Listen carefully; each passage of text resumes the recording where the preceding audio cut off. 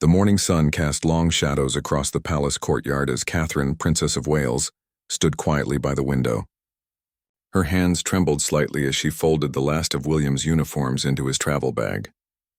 After 15 years of marriage, she thought she would be used to these departures by now. But this one felt different. This time, Prince William would be away for 3 months on a solo royal tour across Africa and the Pacific Islands. The children had already said their goodbyes the night before. Prince George, now 21 and studying at university, had driven down specially to see his father off. Princess Charlotte, 19 and full of her mother's grace, had prepared a handwritten letter for William to carry with him. Little Prince Louis, though 16 now and taller than his mother, still hugged his father like he was 5 years old again. Catherine remembered their first separation after marriage. It was only for 2 weeks, but she had cried every night. The palace felt enormous and empty without William's laughter echoing through the halls. His morning coffee routine, the way he hummed while getting dressed, even his habit of leaving books open on every surface. She missed it all desperately. Now, as she watched the staff loading the royal car outside, Catherine felt that familiar ache in her chest. But there was something else, too. Pride. William had grown into such a remarkable leader, dedicating himself to causes that truly mattered. This tour would focus on mental health initiatives, environmental conservation, and supporting young entrepreneurs in developing nations. These were the issues that kept him awake at night, planning and dreaming of ways to make a real difference. The past few weeks had been a whirlwind of preparation. Late-night meetings with advisors, reviewing schedules, studying briefing documents about each country he would visit.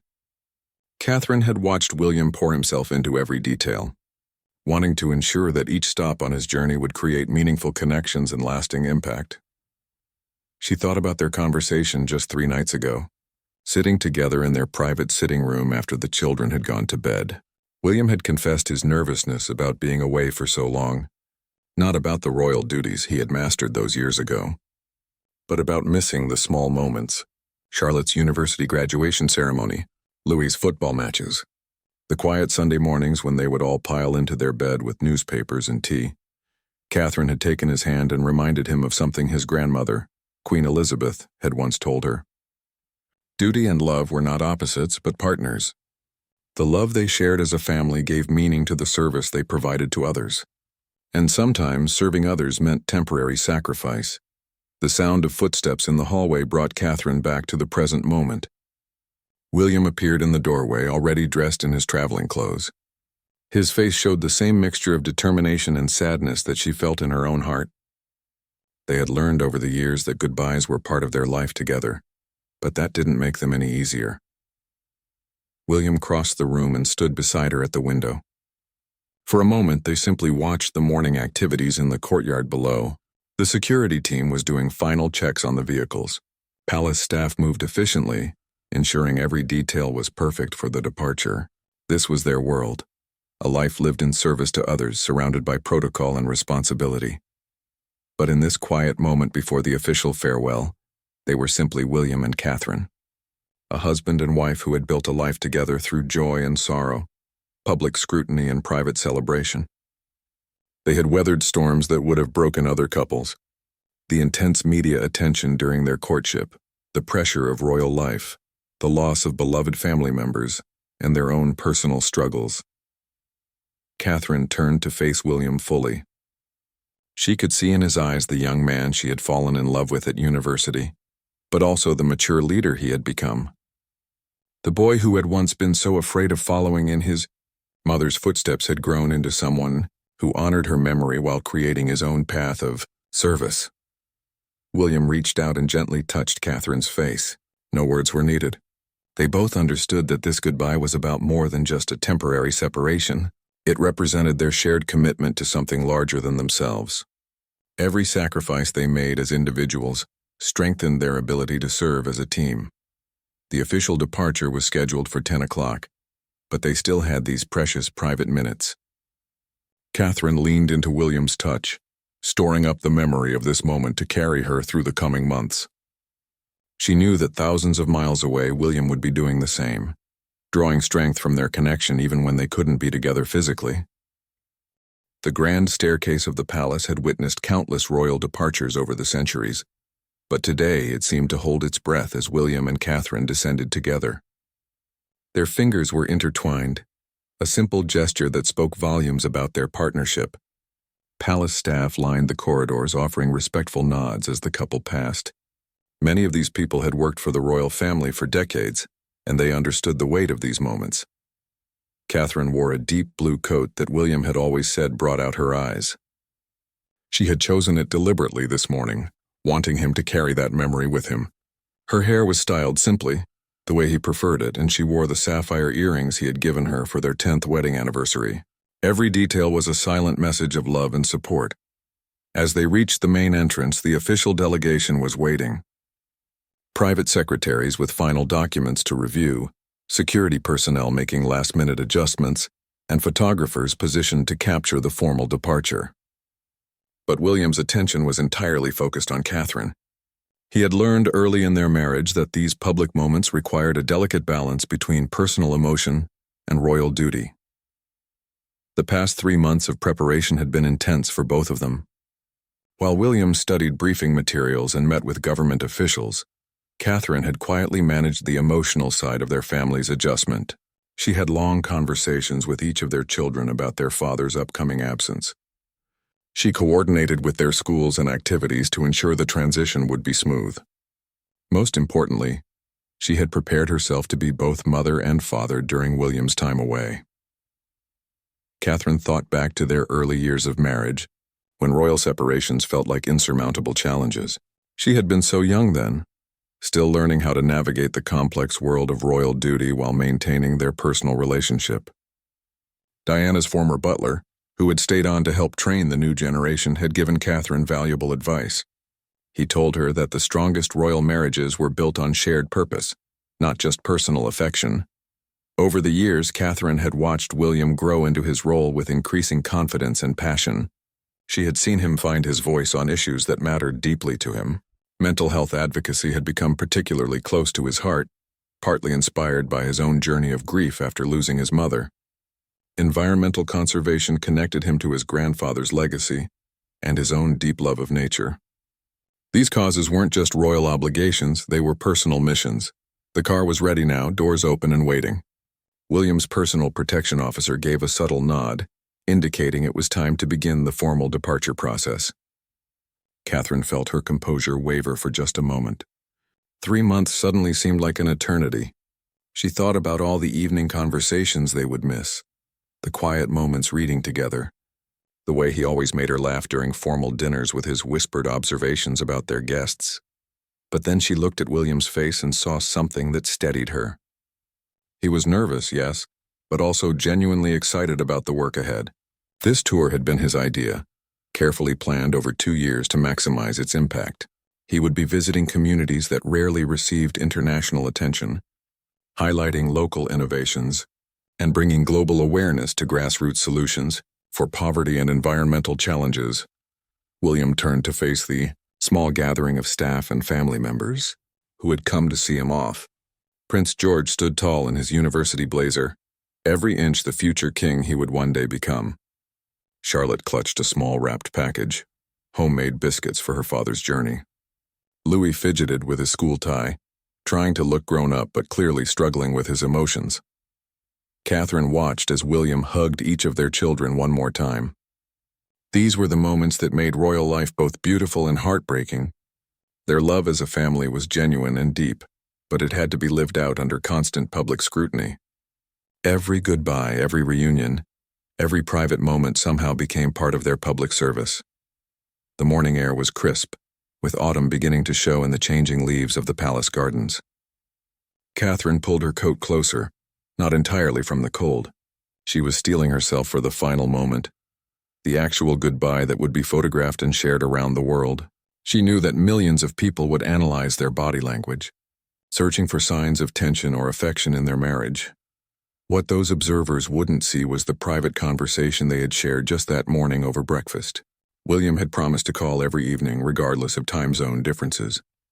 Catherine had promised to send daily photos and updates about the children's activities. They had created a detailed plan for staying connected across the distance, treating their separation like a military deployment that required strategic communication. William took her hand again as they walked toward the waiting car. His thumb traced familiar patterns on her palm, a private code they had developed over years of public appearances. It was his way of saying "I love you" without words, in moments when cameras made verbal intimacy impossible. Catherine squeezed back, her own silent response carrying the same message. The final few steps toward the car felt both too long and too short. Catherine wanted to memorize everything about this moment. The sound of William's footsteps beside hers, the familiar scent of his cologne, the way the morning light caught the silver in his hair that had appeared over recent years. At the same time, she wanted this difficult goodbye to be over, so they could begin counting down the days until his return. The moment arrived with stunning suddenness despite months of preparation. William stood beside the open car door, his hand still holding Catherine's, and suddenly the weight of 3 months apart felt overwhelming. The official photographer raised his camera, but William barely noticed. His entire world had narrowed to Catherine's face, memorizing every detail before their separation began. Catherine had prepared herself for this moment countless times. She had practiced maintaining her composure in the mirror, knowing that her reaction would be scrutinized by media around the world. Royal women were expected to show grace under pressure, to send their men off to duty with dignity and strength. But as she looked into William's eyes, all her careful preparation crumbled. Without thinking, without regard for protocol or cameras, Catherine stepped forward and wrapped her arms around William's neck. It wasn't the polite, brief embrace typically seen at royal farewells. This was the desperate hug of a wife who wouldn't see her husband for 93 days. Her fingers tangled in his hair, and she pressed her face against his neck.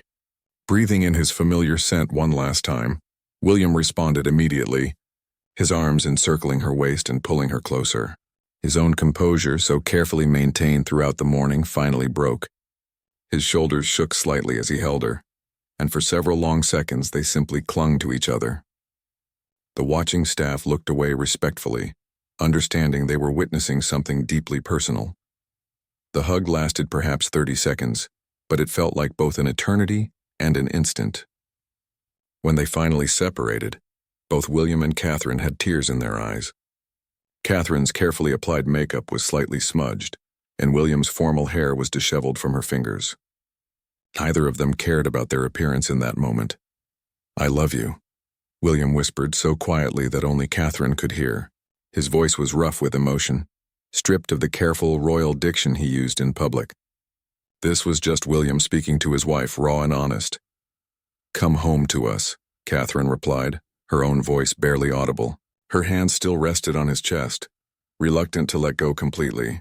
She could feel his heartbeat through his shirt, rapid with emotion and the magnitude of what lay ahead.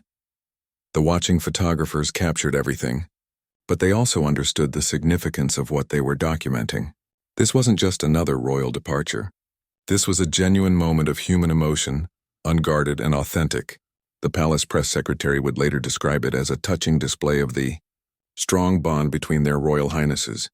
But those simple words couldn't capture the raw love and vulnerability they had all witnessed. Prince George stepped forward then, placing a gentle hand on his mother's shoulder.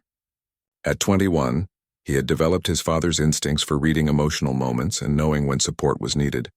Charlotte and Louis moved closer too, creating a family circle around their parents. For a brief moment, they were just a family saying goodbye to their father and husband. William took a deep breath and straightened his shoulders, visibly pulling himself back into his royal role. But his eyes never left Catherine's face. She nodded slightly, a signal that she understood it was time. Her own transformation was equally remarkable. Within seconds, the vulnerable wife became the composed Princess of Wales, ready to wave goodbye with dignity. The children stepped back as William moved toward the car. Catherine walked beside him for the final few steps, her hand resting lightly on his arm. The morning sun had grown stronger, casting everything in golden light that the photographers would later praise in their published images. But William and Catherine were oblivious to the perfect lighting and the historic setting. As William reached for the car door handle, he paused and turned back to Catherine one final time. The look that passed between them contained years of shared history, inside jokes, difficult moments survived together, and dreams for their future.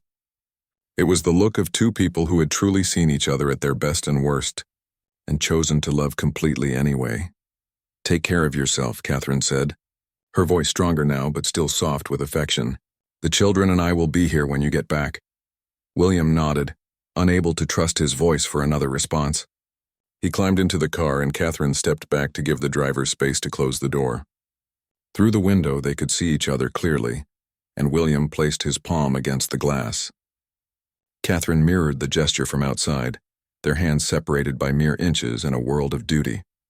The car engine started, a sound that seemed unnaturally loud in the morning quiet. Catherine wrapped her arms around herself, fighting the urge to run after the vehicle.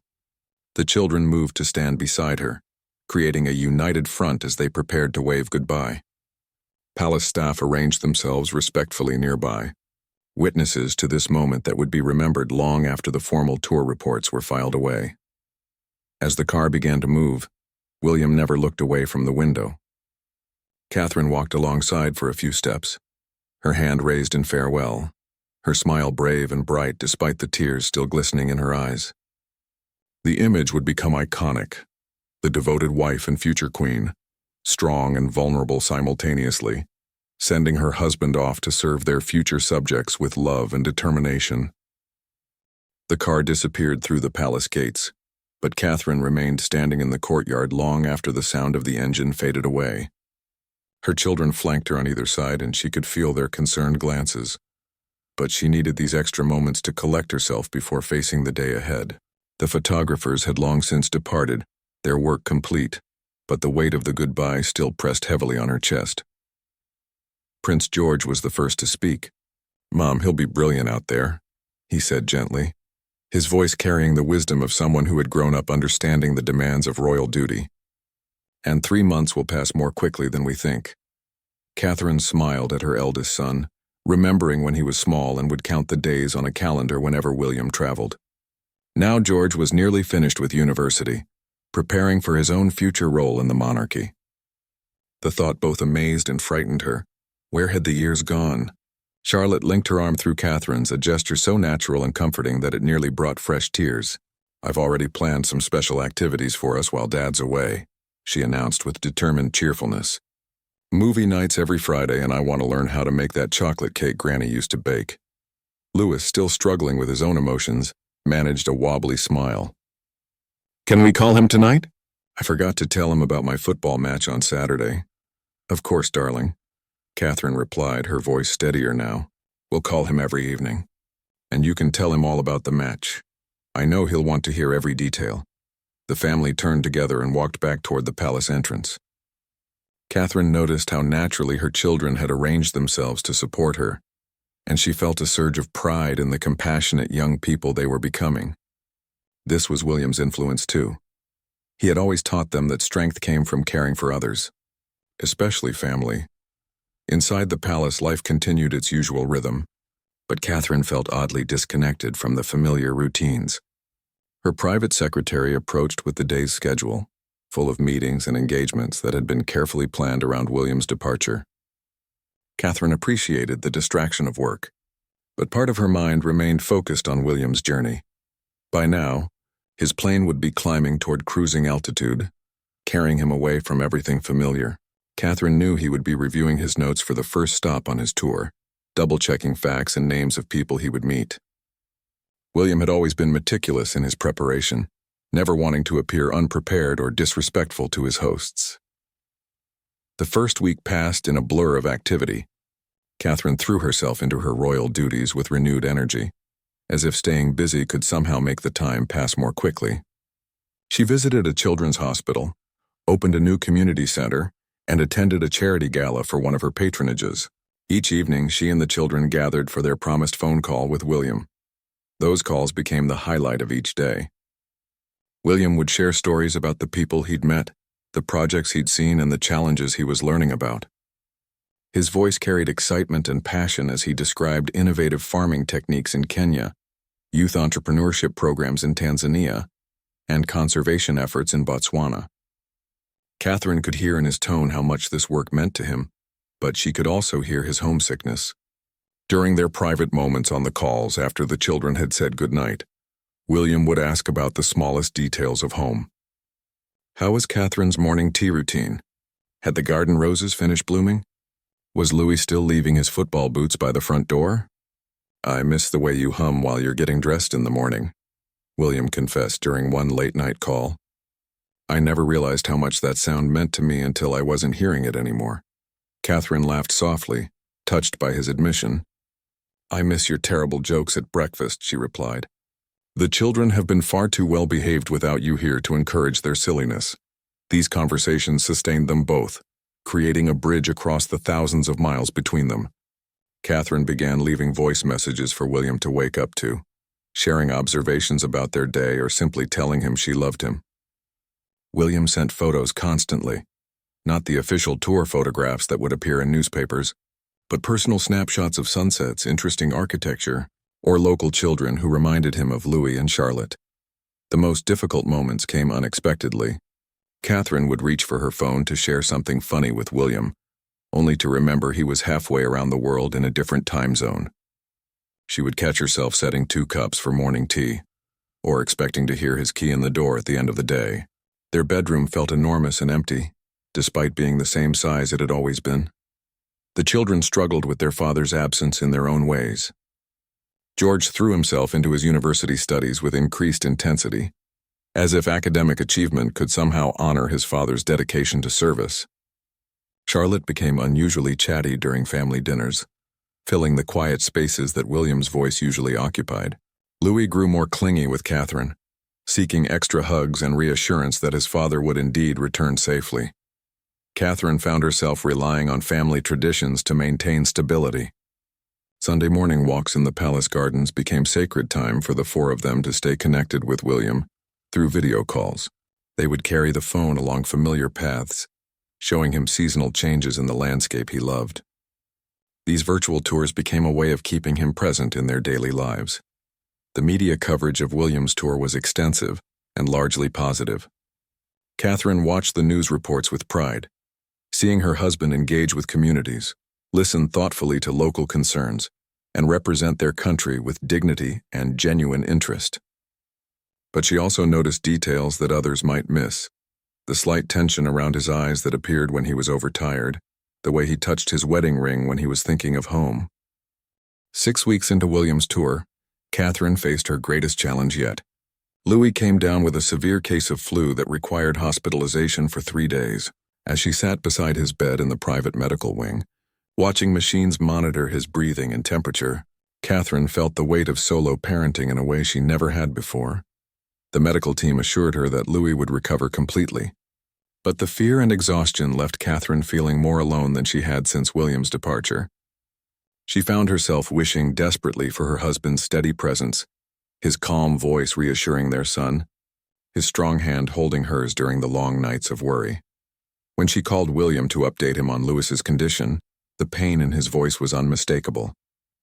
I should be there, he said repeatedly, the words heavy with guilt and frustration.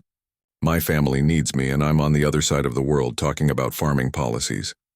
Louis is going to be fine, Catherine insisted, though her own voice was strained with exhaustion. And you're exactly where you need to be. This tour is important, William. You're making a real difference in people's lives. But what about our lives? William asked quietly. What about our children who need their father? It was the closest either of them had come to questioning the sacrifice they were making. Catherine closed her eyes, feeling the weight of their royal responsibilities pressing down on her shoulders. She thought about all the families who didn't have the luxury of choice, who were separated by military deployment, economic necessity, or circumstances beyond their control. We're stronger than this, she finally said, her voice gaining conviction. We've weathered harder storms before, and Louis is going to be so proud when he's older that his father was out in the world, helping other children when he couldn't be here. The conversation marked a turning point for both of them. William threw himself into his remaining tour activities with renewed purpose, channeling his homesickness into passionate advocacy for the causes he was representing. Catherine organized family activities that would create positive memories of this time, rather than just enduring the separation. George surprised everyone by taking a weekend break from university to help care for Louis during his recovery. The sight of her eldest son reading stories to his younger brother, bringing him soup and generally acting as a protective older sibling, filled Catherine with tremendous pride. This was the family bond that she and William had worked so hard to create. Charlotte proved equally remarkable, quietly taking over many household coordination tasks without being asked. She worked with the palace staff to manage schedules, organized Louis's school assignments during his absence, and even planned a virtual movie night where William could join them from his hotel room in Fiji to watch a film together as a family. As Louis recovered and returned to school, Catherine found herself appreciating the strength her children had developed during this challenging time. They had learned to support each other more independently, to communicate their needs clearly, and to find joy in simple family moments. These were lessons that would serve them well in their future roles as members of the royal family. The media attention around Louis's illness had been intense but respectful. Catherine was grateful for the public's genuine concern for their family, and for the way the press had given them space during the most difficult days. Messages of support poured in from around the world, reminding her that their family's struggles and triumphs were shared by millions who felt connected to their story. William's tour was now entering its final phase, with stops in Australia and New Zealand. The end was finally in sight, but Catherine found herself feeling unexpectedly nervous about his return. 3 months apart had changed all of them in subtle ways. Would they slip back into their old routines easily? Had the children grown too independent? Had she herself become too accustomed to making all the decisions alone?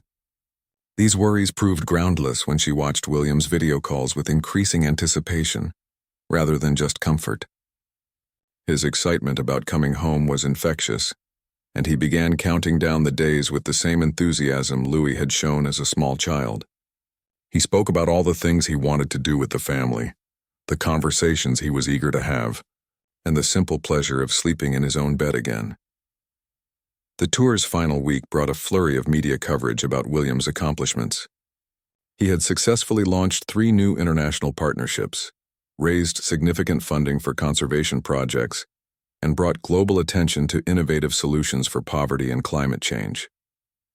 But Catherine knew that for William, the most important measure of success would be how quickly he could reconnect with his family. She began planning his homecoming with the same attention to detail that had marked his departure.